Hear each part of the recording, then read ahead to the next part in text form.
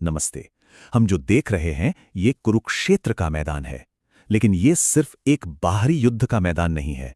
ये एक प्रतीक है हमारे अपने मन के अंदर चलने वाले उस अंतहीन युद्ध का। हम सब कहीं ना कहीं एक बेचैन, एक अशांत मन को काबू में करने की इस सदियों पुरानी चुनौती से जूझते हैं, है ना? और जानते हैं, यही वो सवाल है जो अर्जुन ने भगवान कृष्ण से पूछा था।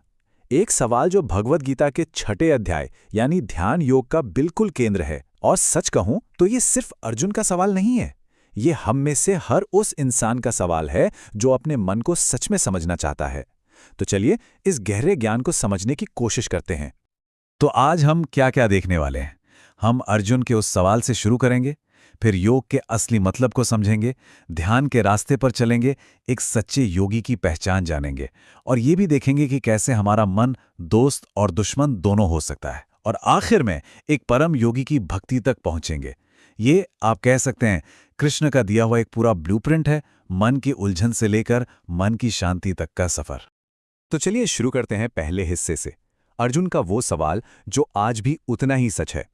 देखिए, अर्जुन ने अपने मन को कैसा बताया। उन्होंने कहा कि ये मन बहुत चंचल है, बहुत शक्तिशाली है, और इसे काबू करना उतना ही मुश्किल है जितना हवा को मुट्ठी में बंद करना। और ये एक ऐसा संघर्ष है जिससे हम सब कभी ना कभी जरूर गुजरते हैं। तो अर्जुन के इस इतने गहरे सवाल का जवाब कृष्ण कैसे देते हैं? वो शुरुआत करते हैं योग के असली मतलब को समझाकर, और उनकी बातें हमें ये बताती हैं कि योग सिर्फ फिजिकल पोस्चर्स या आसन नहीं है, बल्कि उससे कहीं ज्यादा गहरा है, एक आध्यात्मिक जुड़ाव की बात है। तो फिर सवाल उठता है कि योग का असली मतलब है क्या? गीता के हिसाब से योग है मन, बुद्धि और आत्मा का एक हो जाना, उनकी एकता। और इसका मकसद है मन में स्थिरता लाना, और हमें जो दुख दर्द से एक कनेक्शन महसूस होता है ना, उस कनेक्शन को तोड़ना। और देखिए, यहां ये बात बिल्कुल साफ हो जाती है। एक तरफ है आम धारणा कि योग का मतलब है सिर्फ शारीरिक आसन, लेकिन सच क्या है? गीता के अनुसार सच है आंतरिक मिलन, मन का, बुद्धि का और आत्मा का एक साथ आना। ये एक अंदरूनी जुड़ाव है। ठीक है, तो योग का मतलब समझने के बाद अब आते हैं तीसरे हिस्से पर, ध्यान का मार्ग, मतलब इसे करना कैसे है। और कमाल की बात यह है कि कृष्ण यहां सिर्फ फिलॉसफी नहीं देते, बल्कि एक बहुत ही प्रैक्टिकल, एक कदम दर कदम गाइड देते हैं जो किसी साइंटिफिक प्रोसेस से कम नहीं है। तो क्या है कृष्ण का तरीका? पहला कदम, एक एकांत साफ सुथरी जगह ढूंढो। दूसरा, शरीर, गर्दन और सिर को एकदम सीधा और स्थिर रखो। तीसरा, नजर को बस नाक के अगले हिस्से पर टिकाओ, इधर उधर बिल्कुल नहीं देखना है। और चौथा, मन को शांत रखो, किसी भी तरह के डर या इच्छा से बिल्कुल मुक्त। अब देखिए, हर एक कदम का एक ही मकसद है, बाहर की और अंदर की डिस्ट्रैक्शंस को कम करना, ताकि मन फोकस हो सके। और इस पूरे अभ्यास का जो फाउंडेशन है वो इस एक लाइन में है, मन और बुद्धि को संयमित कर योग साधना करो। मतलब बात सिर्फ शरीर को स्थिर रखने की नहीं है, असली काम तो अंदर चल रहा है, मन को और बुद्धि को पूरी तरह से स्थिर करने का। पर एक सवाल आता है, मन तो भटकेगा ही, है ना? तो क्या करें? कृष्ण इसका बहुत ही सुंदर जवाब देते हैं, सिर्फ 2 शब्दों में, अभ्यास और वैराग्य। अभ्यास का मतलब है लगातार कोशिश करना, जब भी मन भटके उसे प्यार से वापस ले आओ, बार बार। और वैराग्य, इसका मतलब है डिटैचमेंट, यानी दुनिया की चीजों और नतीजों से खुद को थोड़ा दूर रखना। कहते हैं इन दोनों के सहारे ही मन को साधा जा सकता है। तो ठीक है, हमने अभ्यास का तरीका जान लिया। अब सवाल यह है कि जो इस अभ्यास को साध लेता है वो इंसान कैसा बन जाता है? तो अब हम आते हैं चौथे हिस्से पर, एक सच्चे योगी की नजर कैसी होती है, उसकी दृष्टि। ये वो स्टेज है जो ध्यान में सफल होने पर मिलती है। गीता में इसके लिए एक बहुत ही खूबसूरत मिसाल दी गई है। कहते हैं कि एक सिद्ध योगी का मन उस दिए की लौ जैसा होता है जो ऐसी जगह रखा हो जहां हवा बिल्कुल ना हो और वो बिल्कुल नहीं टिमटिमाती। सोचिए कितनी गहरी स्थिरता और शांति होगी उस मन में। तो क्या है एक सच्चे योगी की निशानियां?